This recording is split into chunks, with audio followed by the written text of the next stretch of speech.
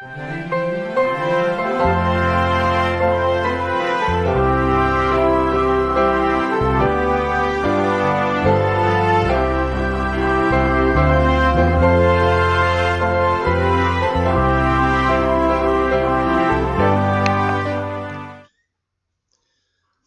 ¿qué tal? Me es un placer poder saludarte y poder compartir lo que la lección de escuela sabática para el 13 de noviembre nos trae en esta ocasión. Un tema muy interesante, la ley y la gracia. Un tema en el cual en algunos círculos cristianos se ha convertido en polémica. Pero yo te invito a que sigamos estudiando las Sagradas Escrituras y estemos enfocados en seguir estudiando el hermoso libro de Deuteronomio. Así que sigamos adelante y consideremos las partes más importantes que la lección de escuela sabática de esta semana nos trajo para esta ocasión. Ya nos encontramos en la lección número 7 de nuestro trimestre. Ya estamos más avanzados allá de nuestras lecciones, que son 13, y consideramos ahora este hermoso tema, la ley y la gracia. Espero prestes atención, estés al tanto y considerando cada uno de los versículos que la lección nos trajo y que vamos a considerar en esta ocasión. El versículo de memoria de nuestra lección lo encontramos allá en la carta del apóstol Pablo a los Gálatas, capítulo 2, versículo 21, y dice: No desecho la gracia de Dios, pues si por la ley fuese la justicia, entonces por demás murió Cristo. Realmente este es un texto muy interesante que nos habla de ciertos elementos que conciernen al plan de salvación, como es la gracia, como es la ley, como es la justicia y como lo es el Señor Jesucristo. Son elementos muy importantes en los cuales tenemos que prestarle mucha atención para saber qué es lo que nos está enseñando el escritor, como en esta ocasión el apóstol Pablo. Vamos a considerar las palabras gracia y ley para tener un claro concepto o una buena definición de lo que es la gracia y la ley. La gracia, en ello está implicado la bondad, el amor, la misericordia. Y podemos decir que la gracia es eso, la bondad, el amor, la paciencia, la longanimidad, la misericordia de Dios. La gracia no es un método de salvación como tampoco lo es la ley. En la ley, la palabra ley la encontramos mucho en el Nuevo Testamento. Y el apóstol San Pablo la usa mucho tanto en la carta a los romanos como en la carta a los gálatas. Pero una cuestión que debemos considerar es en cuanto al significado de la ley y ver en el contexto en el cual se nos presenta el término ley. Porque la ley en el Nuevo Testamento mayormente debemos considerar cuándo es la ley moral. Los 10 mandamientos. También se usa el término ley en cuanto se habla a la ley ceremonial y sobre todo ley, los escritos de Moisés.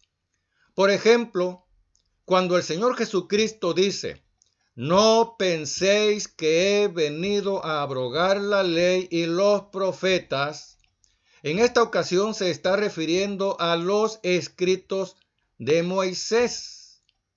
Cuando Felipe le dice a Natanael: hemos hallado a aquel de quien escribió Moisés en la ley.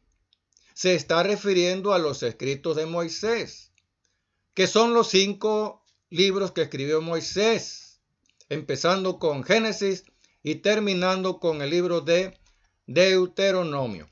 Así que tengamos en cuenta este asunto cuando consideramos o nos topemos en los escritos de los apóstoles la palabra ley. Y como hemos dicho, la gracia no es un método de salvación, como tampoco la ley es un método de salvación. Porque hay quienes enseñan que en el Antiguo Testamento el método de salvación era la ley. y que después de la muerte de Cristo para acá el método de salvación es la gracia. No es así y eso no es correcto. No son correctas esas afirmaciones. Así que dispongámonos pues a seguir estudiando nuestro estudio de la gracia y la ley. ¿Cómo se revela la gracia de Dios en el libro de Deuteronomio? Deuteronomio capítulo 7, versículo 8. Ahí podemos ver cómo se revela la gracia de Dios para con el pueblo de Israel. Dice ahí, sino por cuanto Jehová os amó y quiso guardar el juramento que juró a vuestros padres, os ha sacado Jehová con mano poderosa y os ha rescatado de servidumbre. Hemos dicho que la gracia aquí se refiere o implica el amor de Dios, la misericordia, su bondad, su benignidad. Y claramente este pasaje de la Escritura en el libro de Deuteronomio está destacando el amor de Dios. Fue el amor de Dios lo que le llevó a la acción de sacar al pueblo de Israel de la esclavitud de Egipto. ¿Qué méritos había hecho el pueblo de Israel para que Dios lo atendiera y lo liberara de la esclavitud? Absolutamente nada. ¿Qué méritos? ¿Qué obras? ¿Qué cosa hizo el pueblo? Nada. Sencillamente por el amor de Dios fue liberado el pueblo de Israel de la esclavitud de Egipto. Deuteronomio capítulo 5, versículos 6 y 7, vemos ahí cómo la gracia de Dios está unida a la ley. Dice ahí, yo soy Jehová tu Dios, que te saqué de tierra de Egipto, de casa de servidumbre. No tendrás dioses ajenos delante de mí. Esta es una gran verdad. Vemos aquí la gracia, Dios, su amor, su misericordia para con el pueblo de Israel al liberarlos de la esclavitud de Egipto. Pero inmediatamente Dios menciona su ley. El primer mandamiento que dice, no tendrás dioses ajenos delante de mí. Dios se presenta a sí mismo como un Dios personal, un Dios de amor, un Dios de misericordia, un Dios que libera, un Dios que rescata, pero que también compromete. Yo soy Jehová tu Dios que te saqué de Egipto y no tendrás dioses ajenos delante de mí. Vemos pues que la ley de Dios es importante en relación con este ser divino, Dios, un Dios de amor, un Dios de misericordia. La ley de Dios nos ha sido dada para revelarnos y mostrarnos el pecado. Primera de Juan capítulo 3 versículo 4 dice, todo aquel que comete pecado infringe también la ley, pues el pecado es infracción de la ley. Tenemos aquí dos aspectos en cuanto a nuestra relación con Dios: el pecado y la infracción. La infracción de la ley es pecado. Pero este elemento discordante, este elemento contrario al carácter de Dios, contrario al plan de Dios, es un elemento en el que debemos entender y dónde surge el pecado, cómo es que inició el mal, dónde empezó este pecado. Primera de Juan capítulo 3 versículo 8, allá nos dice San Juan, el que practica el pecado es del diablo, porque el diablo peca desde el principio. ¿Desde cuándo peca el diablo? Desde el principio. ¿Cuál principio? El que practica el pecado, y esta es una gran verdad que con claridad lo dice San Juan, que el que practica el pecado es del diablo, porque el diablo peca desde el principio. ¿Cuándo fue que principió el Lucifer, Satanás el diablo, el pecado? a pecar. Aunque las Sagradas Escrituras no nos da amplios detalles en cuanto al origen del pecado, simplemente nos da esbozos, detalles en cuanto a su origen, cómo inició el mal y en quién inició el mal, con quién principió el pecado. El libro del profeta Ezequiel, capítulo 28, versículo 14 al 16, ahí nos dice: tú, querubín grande, protector, yo te puse en el santo monte de Dios. Perfecto eras en todos tus caminos desde el día que fuiste creado, hasta que se halló en ti maldad. A causa de la multitud de tus contrataciones, fuiste lleno de iniquidad y pecaste. Un querubín grande, protector, en el santo monte de Dios. El santo monte de Dios se refiere al trono de Dios. Perfecto era este ángel desde el día en que fue creado. Pero qué lamentable, llega el momento en el cual se halla maldad en este ángel, en este querubín. A causa de la multitud de tus contrataciones, dice el versículo 16, fuiste lleno de iniquidad y pecaste. Aquí encontramos estas palabras negativas y notemos en las cortes mismas del cielo elementos discordantes, contrarios al carácter de Dios, como lo es la maldad, la iniquidad, el pecado. Podemos preguntarnos cómo es posible que en las cortes celestiales, entre los ángeles, aparezca la maldad. En un universo perfecto, en un mundo perfecto, lleno de ángeles perfectos, santos. Mas sin embargo empiezan a manejarse estos elementos. Ahí mismo, en la presencia de Dios, la maldad, la iniquidad, el pecado. Y mis estimados, realmente, como dice la Escritura, hablando del pecado, es un misterio. San Pablo lo llama el misterio de la iniquidad. El pecado en las cortes del cielo, en la misma presencia de Dios. Pero Romanos capítulo 5, versículo 20, nos dice allá San Pablo: mas cuando el pecado abundó, sobreabundó ¿qué cosa? La gracia. ¿Dónde abundó el pecado? En el cielo. ¿Sobreabundó el pecado entre los ángeles?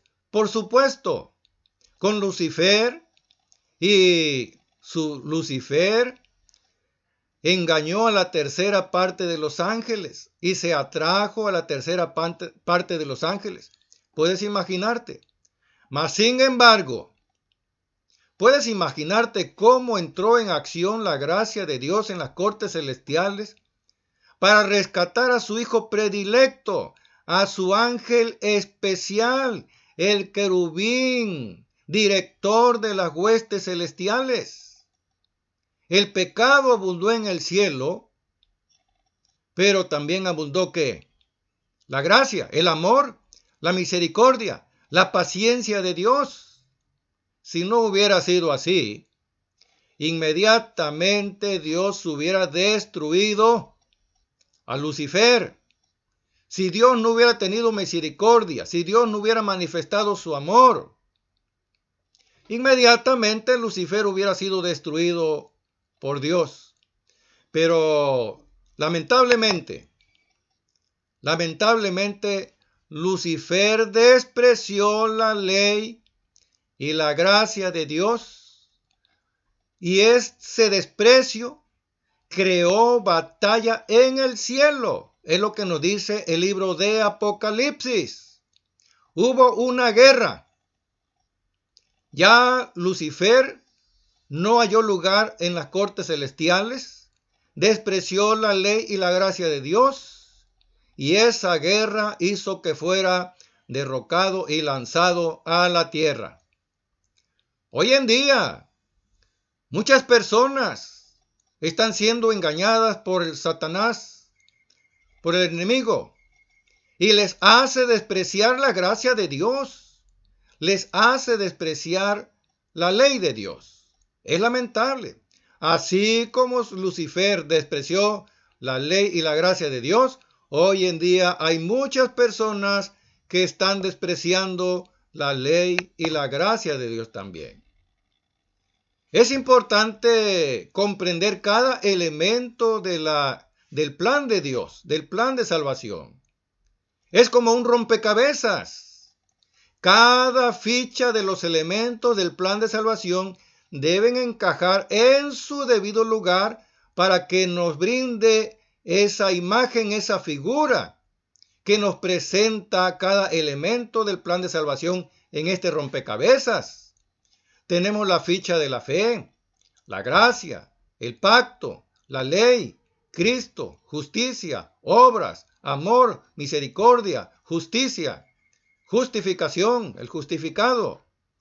Cada elemento debe embonar debidamente en el rompecabezas, porque si no, no nos brinda la figura que nos quiere dar a entender con claridad, a revelarnos esa imagen que Dios quiere que veamos con claridad en cada elemento que compone el plan de salvación en Cristo Jesús. Mas, sin embargo, hay personas que al considerar el rompecabezas, ciertas fichas como que no les parecen correctas y hay que quitarlas del rompecabezas, como es la ficha de la ley. Romanos capítulo 6, versículo 14 es un texto muy usado por muchos cristianos. El texto completo dice: porque el pecado no se enseñoreará de vosotros, pues ya no estáis bajo la ley, sino bajo la gracia. Algunos han cortado este texto por la mitad y solamente usan las palabras: pues ya no estás bajo la ley, sino bajo la gracia. Y la conclusión de estos cristianos es: aquí está diciendo que la ley ya no tiene lugar. Ya no tenemos que obedecer la ley porque ya no estamos bajo ella, así que hay que eliminarla. Ahora estamos bajo la gracia. Es un error, es una equivocación, una mala comprensión de la posición que debe ocupar la ley en el rompecabezas de Dios. Si consideramos las primeras palabras, el pecado no se enseñoreará de vosotros. Cuando el pecado ya no va a dominar nuestra vida, cuando el pecado ya no va a enseñorearse de nosotros, cuando por la gracia de Dios somos fieles, obedientes a la ley. ¿Qué le dijo Dios a Caín? Dios le preguntó a Caín: ¿por qué se ha demudado tu semblante? En otras palabras, ¿por qué estás enojado?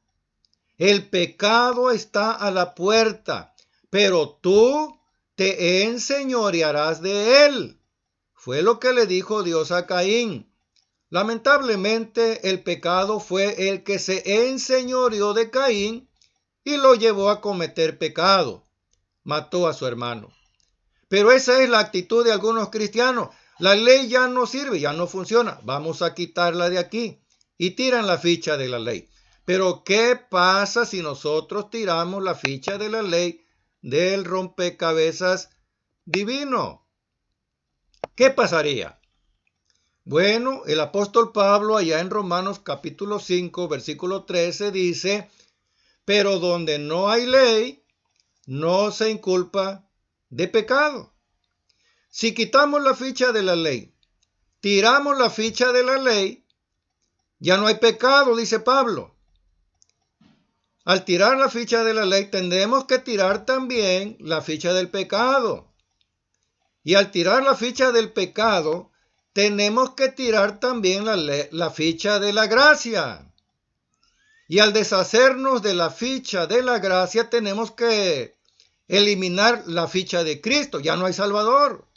No habiendo ley no hay pecado, no habiendo pecado no hay gracia, no habiendo gracia ya no hay necesidad de un Salvador. Donde no hay ley no se inculpa de pecado. Pero el problema es que la ley existe. La ley debe embonar en su debido lugar para poder armar el rompecabezas en el cual a través de él Dios quiere darnos una figura, una imagen que tenemos que entender, que tenemos que comprender. Un tema primordial de las Sagradas Escrituras que destaca el Nuevo Testamento, sobre todo San Pablo, es el tema de la justificación. El tema de la justificación es un tema que muchos cristianos no entienden, y al no entender este tema es lo que los lleva a equivocar el lugar que debe ocupar la ley y la gracia. Romanos capítulo 5 versículo 18 nos dice ahí: como por la transgresión de uno vino la condenación a todos los hombres, de la misma manera por la justicia de uno vino a todos los hombres la justificación de vida.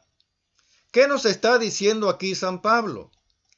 Que por la transgresión de uno, o sea, Adán, vino la condenación, pero por la justicia de uno, Cristo, vino la justificación.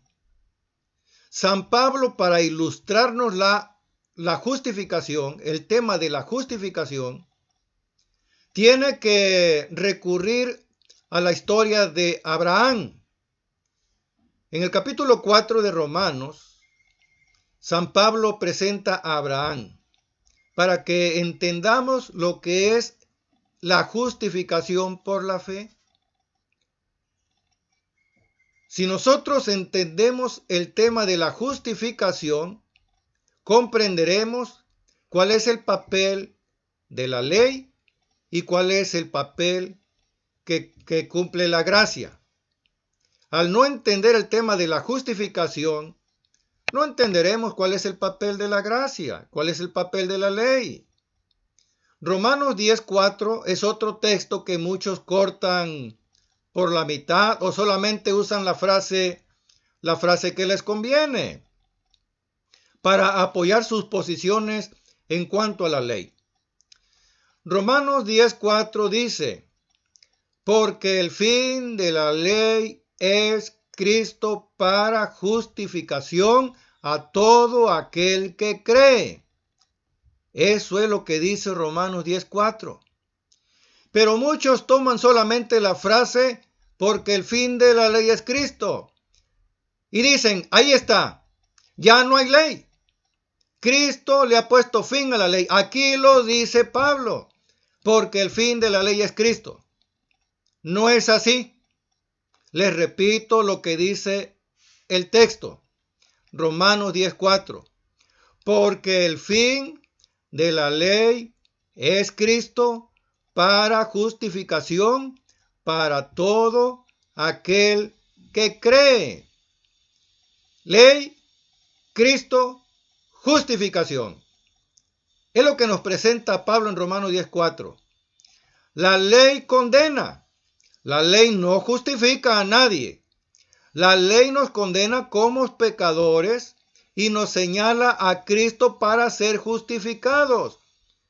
El propósito, dice Pablo, el propósito de la ley, la finalidad de la ley es llevarnos a Cristo para ser justificados de nuestros pecados.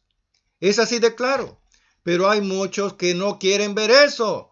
Solamente quieren eliminar la ley porque no quieren obedecer. Por lo tanto, la ley y la gracia son elementos que embonan debidamente en el plan de Dios. Romanos 3:24 dice: siendo justificados gratuitamente por su gracia, mediante la redención que es en Cristo Jesús. Siendo que justificados. ¿Cómo? Gratuitamente. La gracia es lo que significa gratis o gratuitamente. Por la gracia, por el amor, la misericordia de Dios, Dios nos considera justos, como si nunca hubiéramos pecado. Nos considera gratuitamente. Por su gracia, mediante la redención que es en Cristo Jesús.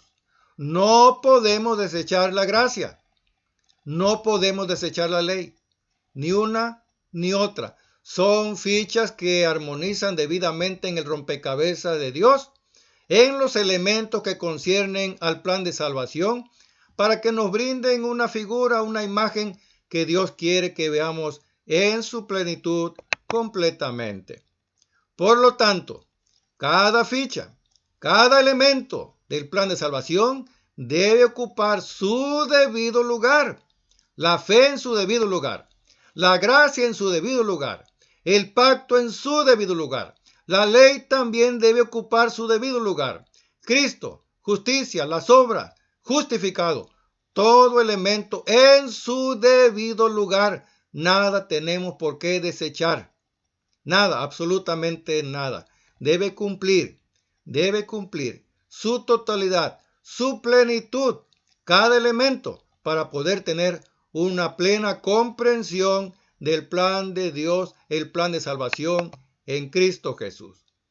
Y cuando cada ficha, cuando cada elemento ha sido embonada en su debido lugar, tenemos la imagen, la figura que el rompecabezas nos presenta, una visión clara de Cristo, una visión en su amplitud de la figura de Cristo, de su obra intercesora, de su obra redentora, de su obra como sacerdote, como intermediario, como nuestro redentor, como nuestro guía y salvador. ¿Cuándo? Cuando cada elemento lo ponemos en su debido lugar, nos da una imagen plena de la vida y obra de nuestro Señor Jesucristo. No sigamos cortando los textos. No sigamos mochando las Sagradas Escrituras. Allá en Efesios capítulo 2, versículo 8, San Pablo dice, porque por gracia sois salvos. Muchos solamente mencionan las primeras palabras, porque por gracia sois salvos, porque por gracia sois salvos. Pero por gracia sois salvos por medio de, porque por gracia sois salvos por medio de la fe. La fe es un elemento esencial en la acción, en la obra de la gracia para experimentar la liberación, el rescate en Cristo Jesús. Liberación del pecado, liberación de la esclavitud, del servicio al enemigo, Satanás el diablo. Liberación. Porque por gracia sois salvos por medio de la fe. Y como dice Pablo allá en Hebreos 11:6, sin fe es imposible agradar a Dios. Sin fe es necesario comprender claramente el tema de la ley y la gracia. Son elementos que combinan, son elementos que van juntos. No podemos separar uno de otro, porque entonces estaremos distorsionando el plan, el propósito de Dios para nuestras vidas. Esperamos que sigamos estudiando nuestra Biblia, nuestra lección de escuela sabática, el libro de Deuteronomio, para seguir aprendiendo más de la gracia de Dios, su amor y misericordia. Dios te bendiga, nos veremos en una próxima ocasión. Con Jesús en su fulgida luz, en mi senda su gloria veré, y su voz he de oír, pues promete vivir con aquel que obedezca por fe. Su santa ley obedezco por fe, y feliz en mi Cristo, yo por siempre seré.